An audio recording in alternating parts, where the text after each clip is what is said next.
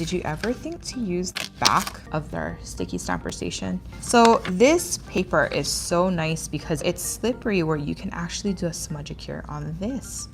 Who would have thunk, huh? And this, really simple, looks like blood splatters.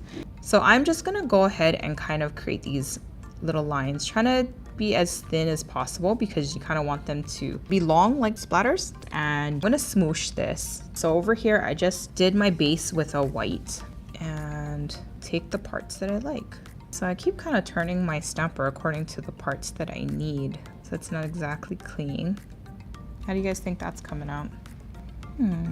Looks pretty good. I'm just gonna go ahead and put a no smudge top coat. So this, I can see like a skittle style manicure where every nail looks different, and that's kind of cool because blood spatter looks different. So I think this would be a really cool Halloween-y idea for your nails.